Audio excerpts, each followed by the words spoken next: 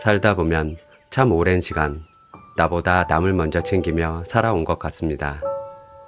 아이들 키우느라, 부모님 돌보느라, 가족을 위해 애쓰느라 정작 나는 어디에 있었나 싶습니다.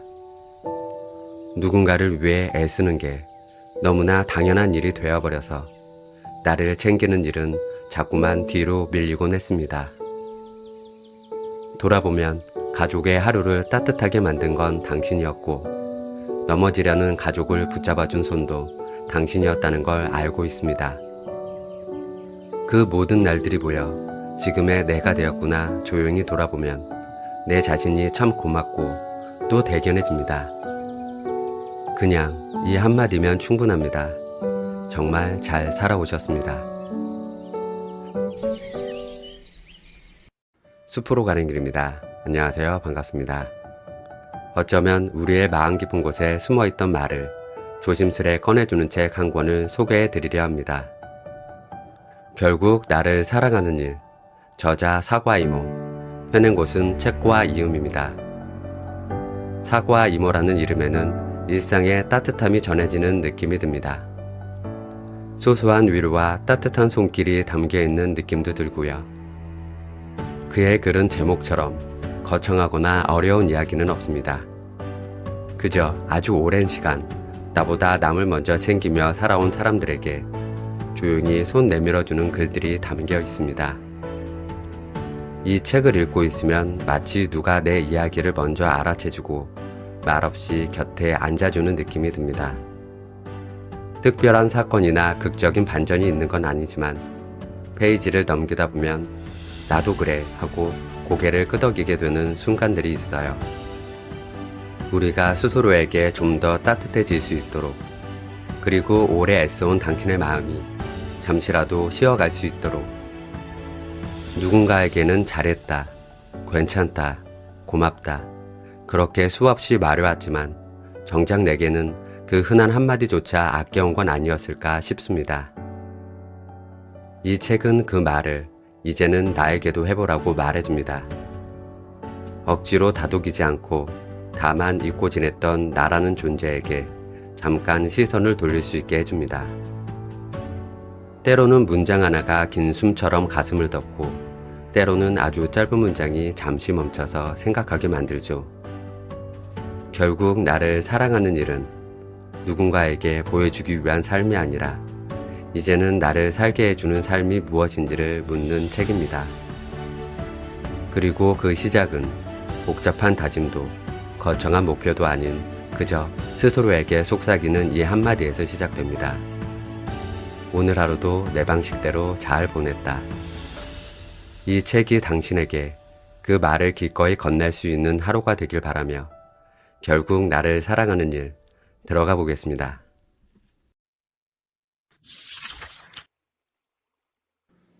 어른들도 무서워. 선생님, 저 이게 정말 하고 싶긴 한데요. 잘 해내지 못할까봐 무서워요. 상담을 하다 보면 내담자들에게 이런 이야기를 많이 듣습니다. 사실 저도 늘 시작 앞에 서면 무섭습니다. 무섭다는 것, 대체 그게 어떤 감정이기에 우리를 한 발짝도 나아가지 못하게 하는 걸까요? 무서움이란 남녀노소 할 것 없이 우리가 가장 다루기 어려워하는 감정일 겁니다. 아마도 제가 아는 5살짜리 꼬마를 제외하고는요. 여러 가족이 모인 작년 송년 모임. 그 중에 최연소인 5살짜리 꼬맹이는 이제 5밤만 지나면 6살이 된다고 한창 들떠 있었죠. 그래도 아직 아가라고 장난삼아 놀리는 어른들을 향해 발끈하는 모습을 보고 크게 웃었던 기억이 납니다. 그런데 그 귀여운 아이가 나 이제 6살이에요, 형아예요 하며 씩씩하게 던진 다음 문장이 압권이었죠. 이제 난 무서운 게 없다고요. 저도 모르게 탄성이 흘러나왔습니다. 와, 좋겠다. 무서운 게 없다고? 제가 진심 부러운 표정이었는지 옆에 있던 또 다른 7살짜리 꼬마가 물었습니다. 이모도 무서운 게 있어? 어린이들은 어른이 되면 무서운 게 없을 거라고 생각하는구나. 씁쓸한 웃음이 나왔습니다. 속으로 중얼거렸죠. 아마 너보다 훨씬 많을걸? 무서운 걸 무섭다고 말 못하고 딴청 피우는 게 어른이란다. 중장년층 상담은 내담자의 평균 연령대가 40대 후반에서 50대 중반 정도입니다. 대체로 저보다 나이가 많지요. 처음에는 무척 떨렸습니다. 과연 내가 잘해낼 수 있을까 하는 의심이 뭉게뭉게 피어올랐죠. 어려 보일까봐 일부러 나이 들어 보이게 정장을 입었습니다. 사무적으로 대하면서 전문가처럼 보이려고 노력했지요. 시간이 지나고 알게 되었습니다. 그런 게 아무 의미가 없었다는 걸요. 우리는 모두 새로운 세상으로 나아가기를 무서워하는 안쓰러운 존재일 뿐이었습니다. 상담 말미에 제 손을 붙잡고 선생님이 알려주신 대로 하면 되는 거죠? 저 이번에는 잘 되겠죠? 라고 묻는 모습을 보고 있자면 책임감이 저를 짓눌렀습니다.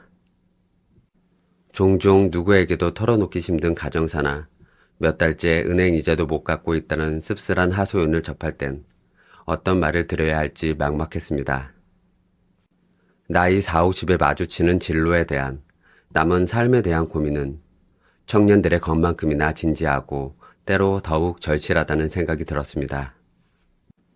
제가 할 수 있는 일은 상황을 잘 듣고 여러 방향을 제안하고 행동할 수 있도록 격려하는 것뿐이었습니다. 동시에 두려운 것이 당연하다고 공감을 주었습니다. 대개 우리는 망설이고 무서워하는 스스로를 못난 사람 취급하는 경우가 많거든요. 무서워하는 게 당연한 거구나. 남들도 다 무서워하는구나. 이렇게 깨닫는 것이 매우 중요한 부분입니다.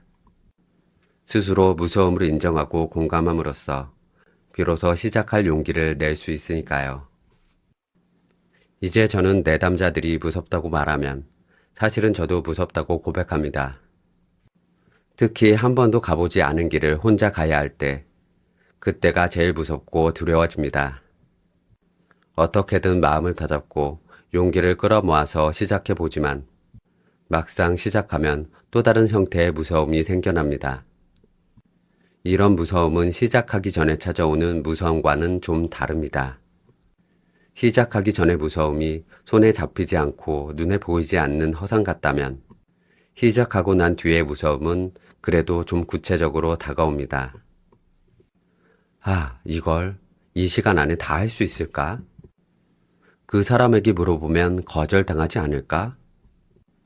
한편으로는 무섭지만 구체적으로 내 손에 잡히는 대로 해결해 나가면서 그 길을 따라가야 합니다. 그렇게 계속 문을 열면서 가는 겁니다. 어찌 보면 인생이란 우리에게 끝없이 질문을 던지는 것 같습니다. 지금 이 문을 열 것인지 말 것인지 하고 말이죠. 어떤 문 앞에서 오래 서성이고 망설여진다면 그때는 시간을 넉넉히 두고 스스로에게 질문을 많이 던져보아야 합니다. 지금 내 가슴이 어떤지, 두려움 속에 설렘 같은 게 숨어 있는지 섬세하게 느껴보아야 합니다. 그건 오직 자기 자신만이 느낄 수 있는 감각이니까요. 망설인다는 건 절실하다는 뜻과 같습니다.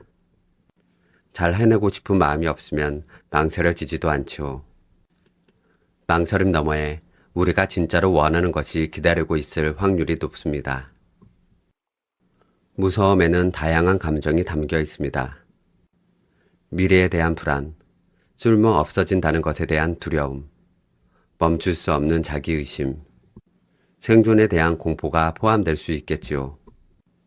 각각의 감정을 따라가서 신호의 근원을 찾는 것도 필요하겠지만 무엇보다 나에게 온 무서움이라는 감정을 존중하는 것이 먼저입니다. 무서워도 괜찮습니다. 무서워하면서 걸어가면 됩니다. 무서운 게 없다고 말하는 사람보다 바들바들 떨면서도 한 걸음 앞으로 내딛는 사람이 더욱 멋진 법입니다. 봄이면 지천으로 피어나는 꽃들을 보며 꽃들은 무섭지 않을까라고 생각한 적이 있습니다. 꽃들에겐 전부터 알던 익숙한 세상이 아니잖아요. 피어난다고 해도 세상이 장밋빛은 아니고 비바람이 불거나 태풍이 오기도 하고 해충을 만나 다치거나 사람들에게 꺾이고 밟히는 위험도 도사리고 있지요. 그럼에도 불구하고 꽃들이 용기를 내서 세상 밖으로 나올 수 있는 건 햇살의 칭찬과 봄비의 응원, 땅의 격려 때문이 아닐까요? 미국의 시인 엘리자베스 아펠은 위험이란 시에서 이렇게 말합니다. 마침내 그날이 왔다. 봉우리 속에 단단히 숨어 있는 것이 꽃을 피우는 위험보다 더 고통스러운 날이. 꽃봉오리 안에 있는 것이 더 고통스럽다는 건 무섭지만 세상으로 나아갈 때가 되었다는 뜻이겠지요. 한 송이 꽃을 피우기 위해 온 우주가 힘을 쏟았듯이 나만의 꽃인 나꽃을 피우기 위해 나를 둘러싼 수많은 사람과 사건, 우주 만물이 나를 지지하고 응원해주고 있다고 믿고 나아가야 합니다. 그렇게 걸어봅시다, 우리.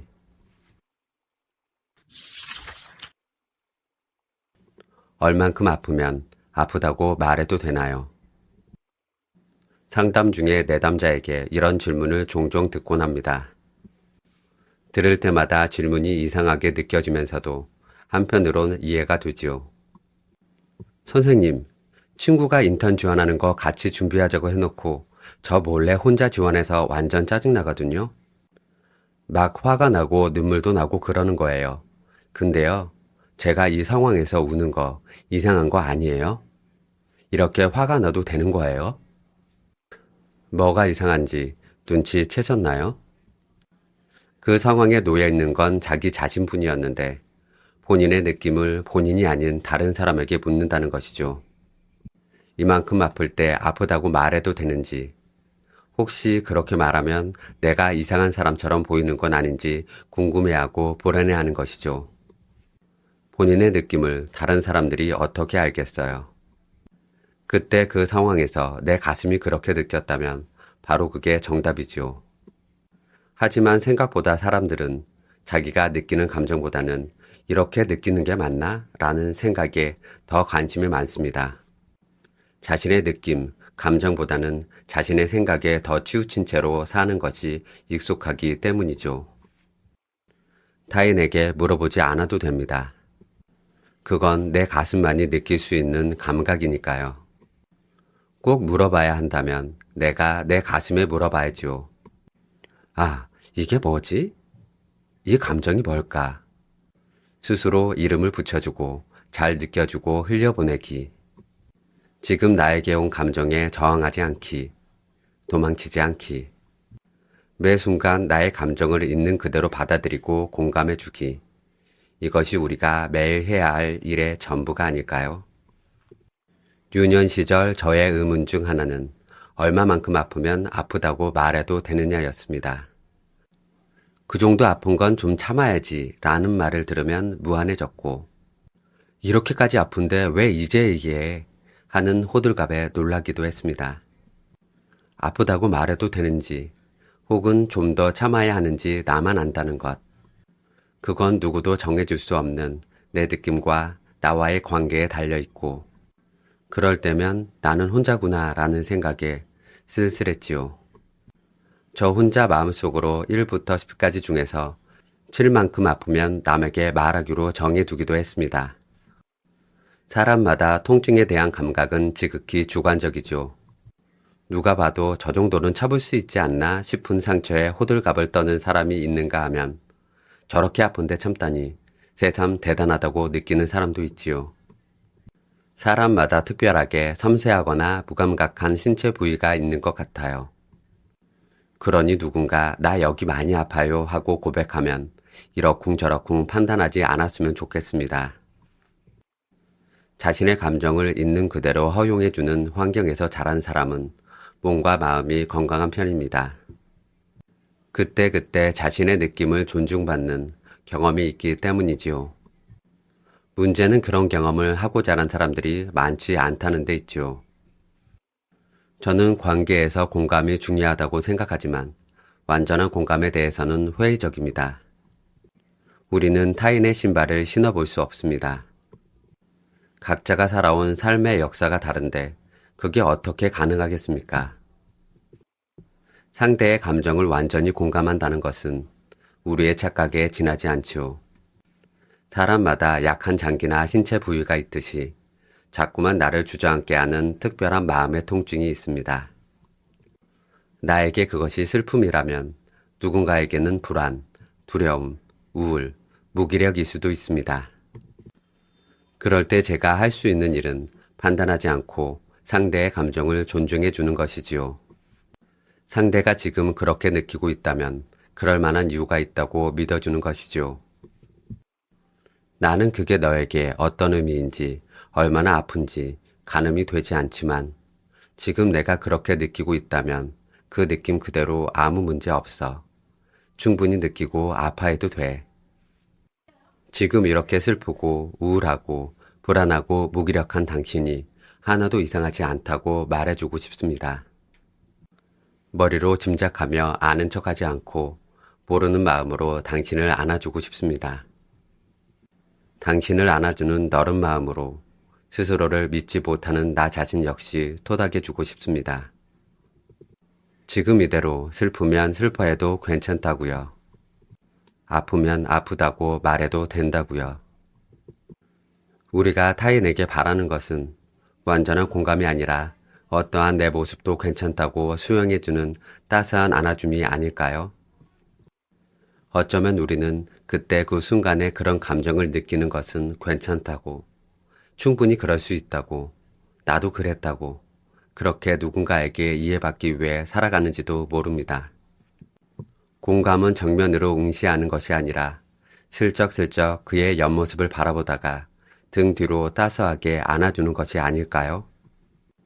당신의 표정을 일일이 볼 수 없더라도, 당신의 감정을 세세히 공감할 수 없더라도, 가늘게 흔들리는 당신의 등에 기대어 내 숨소리를 들려주고 싶습니다. 괜찮다고, 내가 여기에 있다고 말해주고 싶습니다. 나 자신에게도 따스하게 속삭여주고 싶습니다. 아플 땐 참지 않아도 된다고, 가장 믿고 의지할 수 있는 사람에게 나 여기가 이만큼 아프다고 말해도 된다고, 혼자 오래 아파하지 말라고요.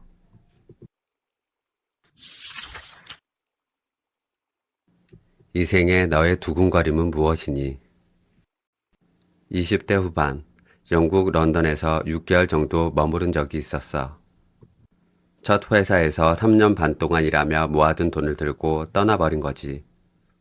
울퉁불퉁하고 뾰족뾰족한 나를 네모 안에 가두어야 했던 직장 생활. 매일 이를 닦으며 이 치약만 다 쓰면 그만둘 거라는 다짐으로 버틴 날들이었어. 떠나는 것 외에는 달리 방법이 없었어. 내가 처음 직장을 다니던 시절에는 한 회사에서 3년 이상 근무하지 않는 사람은 사회생활에 적합하지 않다고 보는 분위기가 있었어. 선배들이 딱 3년만 참으라고 말하는 걸 고지식하게 믿었지. 3년만 채우면 속보일까봐 3년 6개월이 되는 날짜에 동그라미를 쳐놨어. 그게 참 마음이 그렇더라. 이 힘든 시간이 영원할 거라고 생각할 때는 죽을 것 같더니 내가 내 의지대로 퇴사일을 정해놓으니까 살만하더라고. 너희들이 아무리 그래봐라. 난 7월이면 이 회사에 없을 테니. 이런 마음으로. 돌아보면 내 삶의 방향키를 내가 쥐어본 첫 경험이었어. 아슬아슬하고 달콤한 시간이 흐르고 나는 정말 7월에 퇴사를 외치고 회사를 뛰쳐나오는 만행을 저질렀지. 인생의 다음 장면은 전혀 그려놓지 않은 채로. 만일 지금 타이티에 간다면 어떨까? 나를 아는 사람이 한 명도 없는 곳. 부양해야 할 가족이 없고 세상의 잣대를 들이미는 부모와 형제도 없고 눈치 보거나 경쟁해야 할 사람이 없는 곳. 심지어 돈을 벌어야 할 책임도 없다면. 그렇다면 너는 무엇을 하고 싶니? 너란 사람의 욕망을 있는 그대로 들춰보라는 말이야. 무엇이 이 생에 내가 가지고 온 두근거림이니? 그동안 세상과 사람들이 눈치 보며 열심히 살지 않았니? 이만하면 됐어. 이제 이 생에 온 내 진짜 꿈을 궁금해할 때야. 남의 집살이 그만하고 내 집으로 돌아갈 때란 말이야. 요즘은 사람들을 만날 때 이 질문을 자주 해. 질문을 대하는 사람들의 태도와 표정에는 온도 차이가 있지만 반가워하는 쪽이 훨씬 많아. 어떤 이는 곰곰이 생각해보고 다음번 만날 때까지 답을 주겠다고 해서 나를 놀라게 했어. 또 다른 이는 자신은 타히티 말고 부탄으로 가면 안 되겠냐고 되물었어. 그러라고 대답했는데 왠지 마음이 짠했어. 그의 오랜 꿈을 훔쳐본 것 같아서. 사람들은 자기 꿈을 이야기했어. 누군가는 춤을 추고 싶다고 했고, 누군가는 꽃과 식물에 대해 공부해보고 싶다고 했어. 누군가는 바닷가에서 작은 카페를 하고 싶다고 했고, 누군가는 물속에서 할 수 있는 일을 찾아 하고 싶다고 했어. 맛집 마니아 친구는 거기서도 맛집을 찾아 레시피를 탐구할 것 같다고 말하며 눈을 반짝였어. 꿈을 생각하면 늘 떠오르는 드라마가 있어. 나이 70에 발레를 시작한 덕출과 23, 꿈 앞에서 방황하는 발레리노 체록의 성장을 보여주는 나빌레라라는 드라마야. 웹툰으로도 유명한데 많은 이들에게 잊고 있던 자기 안의 꿈을 꺼내보게 만들어 주었지. 56년 연기 인생에 처음 발레에 도전한 박윤환 배우의 흔들리는 눈빛. 무언가에 홀린 듯 허공을 가로지르는 그의 발레 동작은 내 가슴마저 두근거리게 했어. 내 인생에 저토록 간절한 꿈이 있던가? 꿈을 이룬다는 것은 어떤 의미일까? 우리는 꿈을 이룬다는 것을 된다, 비컴의 의미로 생각하잖아? 나는 여기에 있고 꿈은 저쪽에 있어서 내가 열심히 노력해서 꿈에 닿으면 나는 꿈을 이루었다라고 말할 수 있다고. 그렇게 우리는 미래의 꿈을 위해 지금 이 순간을 희생하곤 하지. 나는 조금 다르게 정의 내리고 싶어. 내 꿈이 분명하고 그 원함을 이루는 오늘을 살고 있다면, 오늘의 내 가슴이 두근거린다면, 지금 이 순간 나는 꿈을 이루는 삶을 살고 있는 것 아닐까? 애쓰고 노력해서 언젠가 되는 것이 아닌 매 순간 내 꿈으로 존재하는 형태 말이야. 덕출의 아내가 춤추는 걸 반대한다는 사실을 알게 된 채록이 덕출에게 이렇게 물어봐. 할머니가 끝까지 반대하면 어떻게 할 거예요? 덕출은 이렇게 답해. 그럼 몰래 해야지. 내가 살아보니까 삶은 딱 한 번이더라. 2번은 아니야. 내가 9살 때 아버님이 반대했고 지금은 가족들이 반대하는데 솔직히 반대하는 건 별로 안 무서워. 내가 진짜 무서운 건 하고 싶은데 못하는 상황이 오거나 내가 하고 싶은 게 뭔지 기억도 안 나는 상황인 거지. 그래서 난 지금 이 순간이 소중해. 할 수 있을 때 망설이지 않으려고. 끝까지 한번 해보려고. 나는 이 장면에서 오래 서성였어. 몰래라도 하고 싶은 간절한 마음. 이번 생이 가기 전에 한 번은 날아오르고 싶은 한 존재의 뜨거운 열망이 펄럭거리며 내 가슴으로 날아드는 느낌이었어. 드라마는 알츠하이머에 걸린 덕출이 백조의 호수 무대에서 멋지게 날아오르며 끝나. 설령 덕출이 무대에 오르지 못했더라도 그는 자기 꿈을 이루는 매 순간을 살았으니 꿈을 이루었다고 말할 수 있지 않을까? 돌아보면 내 주인은 늘 바깥의 인정에 있었어. 누군가 인정해 주길 바라는 못난 바람 탓에 마음속에만 품고 있던 꿈에 도전하지 못했지. 이제는 내 가슴이 두근거리는 일을 시작해 보려고 해. 남들이 인정하는 무언가가 될 수도 있고 그렇지 못할 수도 있겠지. 그와 상관없이 나의 서성임을 나만의 빛깔로 펼쳐 보려고 해. 내 원함을 향한 작은 몸짓을 하는 지금, 오늘 내 꿈은 매 순간 이루어지고 있으니까. 이 생에 너의 두근거림은 무엇이니? 매 순간 어떤 꿈을 이루며 살고 싶니?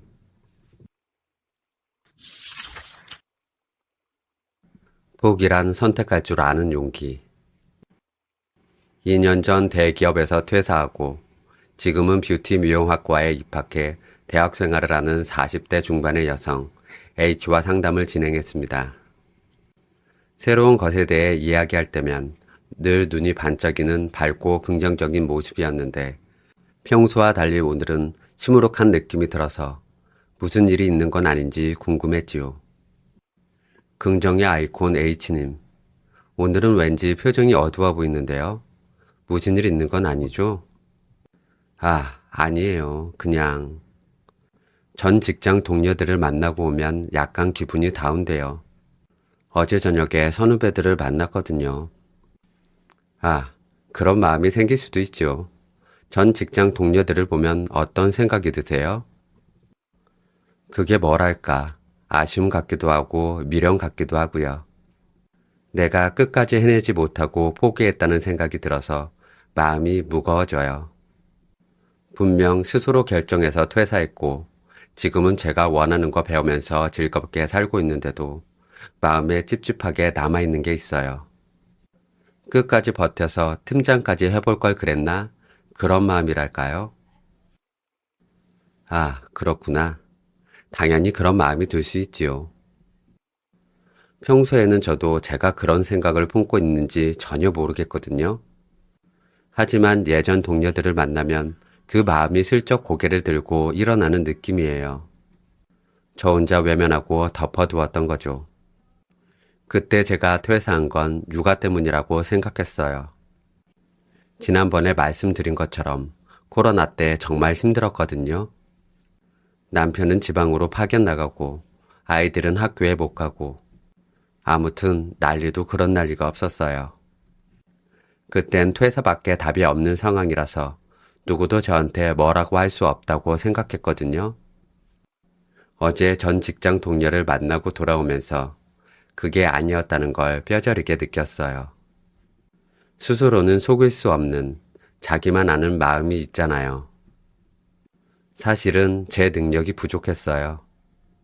그걸 인정하기 싫어서 회사 탓하고 상황 탓하고 그랬다는 걸, 사람들한테 그렇게 보이기 싫어서 변명하며 살았다는 걸, 그래서 늘 찝찝했다는 걸 알게 되었어요. 그렇군요. 어떤 부분에서 능력이 부족하다고 생각하셨어요? 평가도 좋은 편이고 승진도 기다리고 있었다고 들었던 것 같은데요. 그게요, 조금은 다른 이야기긴 한데 회사가 가는 방향이 저와 맞지 않았어요. 위로 올라갈수록, 특히 팀장급이 되면 회사에서 원하는 리더 역할을 해야 하는데 그게 참 씁쓸하거든요.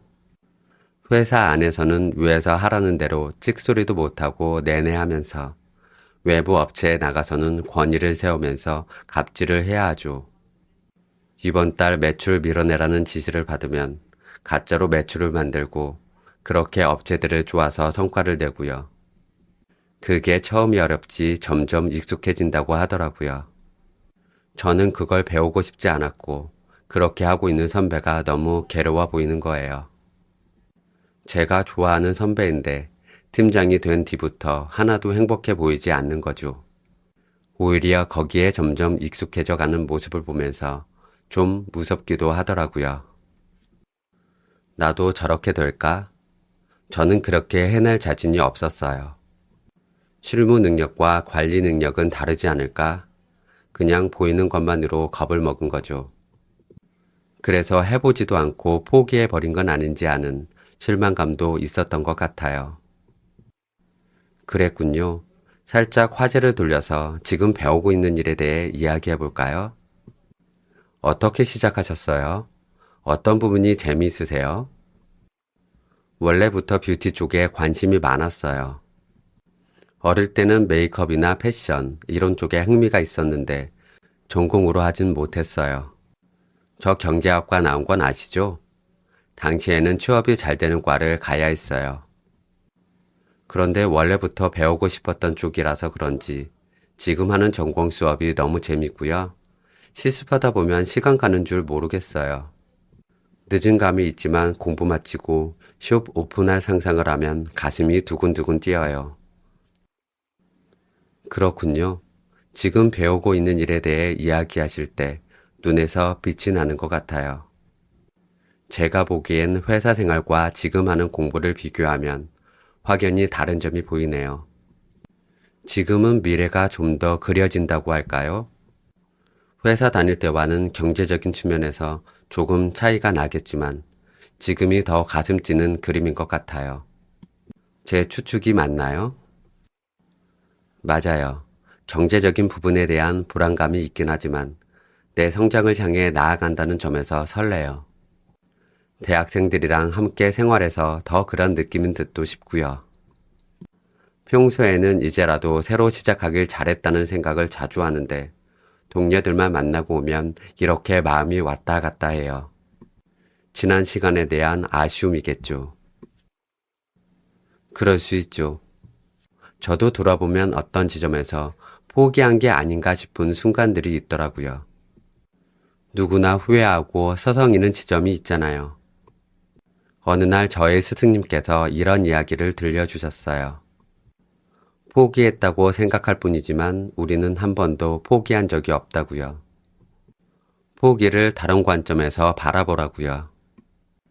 포기란 나에게 가장 가치 있는 것을 선택하는 일이라고 생각해 보는 게 어떠냐고요. 그 말씀이 저한테는 큰 울림이 되었어요. 생각해 보니 저는 어떤 상황에서든 저에게 가장 중요한 것을 선택했더라고요. 제가 얼마 전에 등산을 했는데 처음에는 정상까지 오르는 게 목표였어요. 그런데 중간쯤 올라가니 컨디션이 점점 안 좋아지는 거예요. 더 올라가면 안 되겠구나. 직감적으로 알겠더라고요. 그래서 혼자 내려왔어요. 그걸 보고 어떤 사람은 왜 정상까지 가지 않고 포기했냐고 물을 수도 있겠지요. 하지만 제 입장에서는 그때 저한테 소중한 것은 제 몸이었고, 제 몸을 보호하는 것이 정상까지 가는 것보다 중요했을 뿐이죠. 이런 식으로 생각하니 다른 사람들 말에 크게 휘둘리지 않게 되더라고요. 그 뒤로는 더 이상 과거의 장면에 이전만큼 연연하지 않게 되었어요.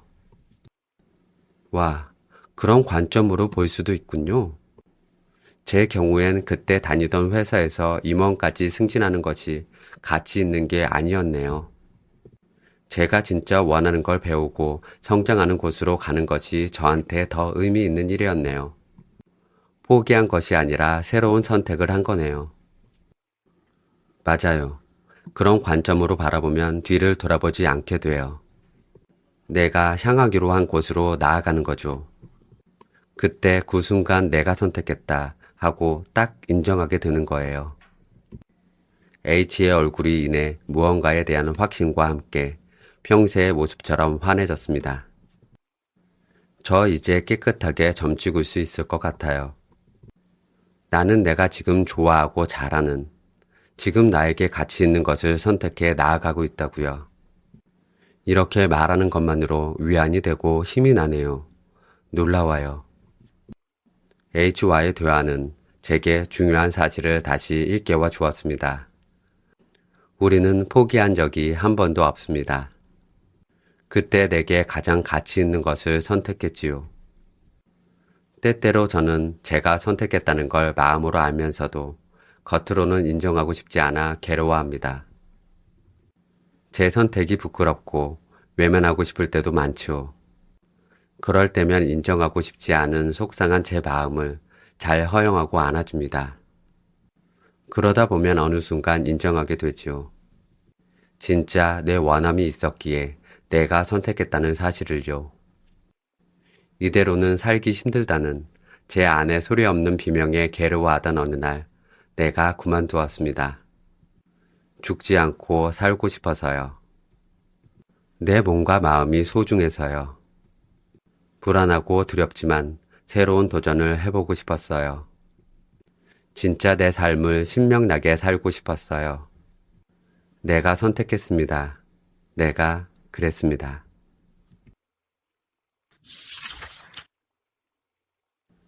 나무에 기대어 한 해 살아가기. 비 오는 날 빗소리를 들으며 공원에서 산책하는 걸 좋아합니다. 북적이던 공원이 텅 비어 마치 커다란 공원의 관리인이 된 느낌이죠. 나무들이 쉬는 공간을 조용히 거닐면 어느 순간 저도 나무인 것 같아요. 그런 고요한 느낌이 좋습니다. 그날도 비가 와서 공원에 산책을 갔습니다.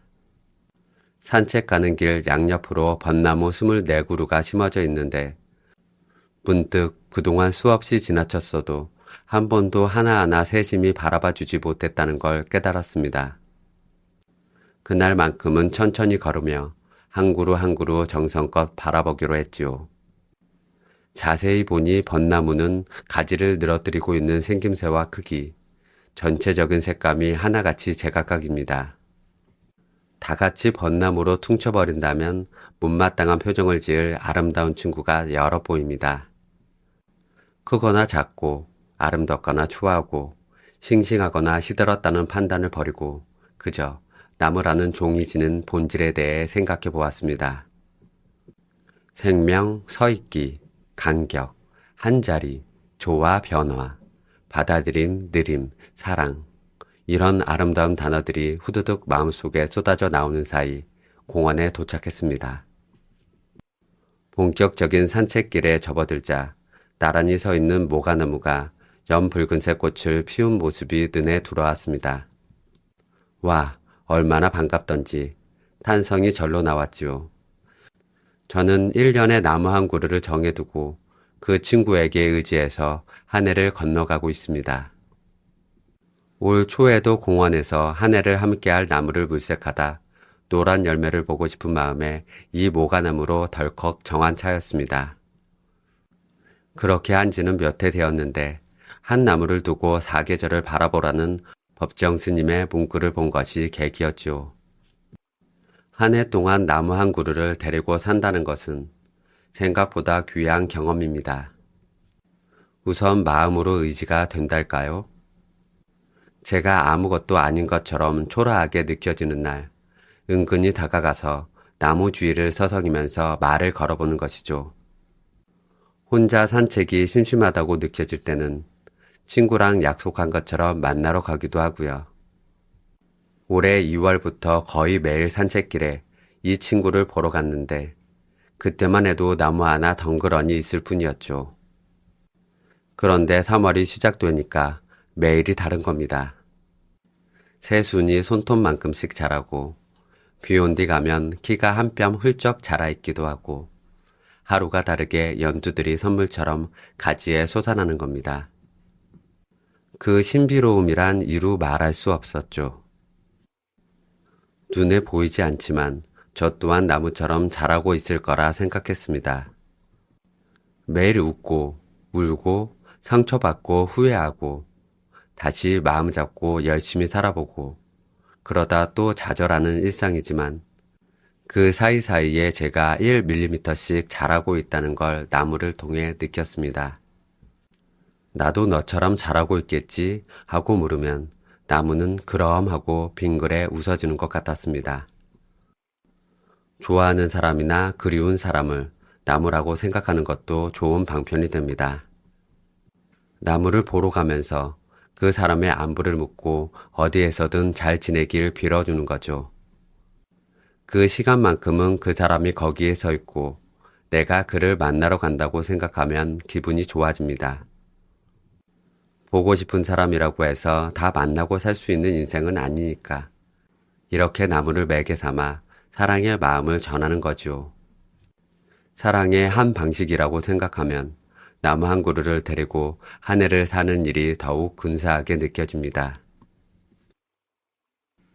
예전에는 구석에 있어서 남들은 잘 찾아볼 수 없는 나무를 친구로 정하기도 했는데 요즘은 그냥 길가에서 누구나 볼 수 있는 나무로 정하는 편입니다.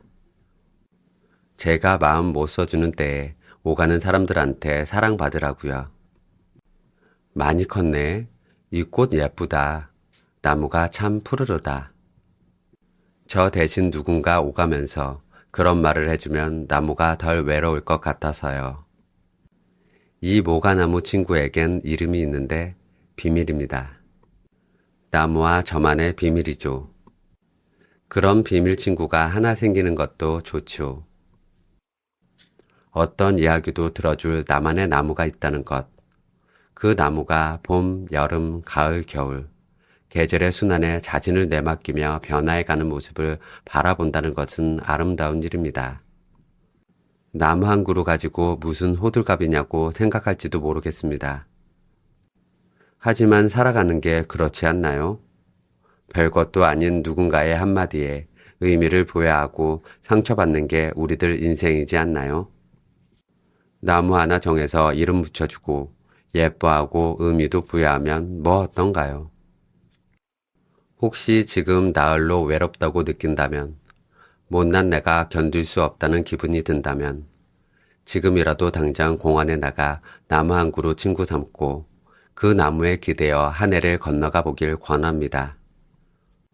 이름 붙여주고 자주 가서 예쁘다, 기특하다, 잘했다 칭찬해주면 그 친구가 지난해보다 몇 센티미터는 더 클지도 모를 일이죠.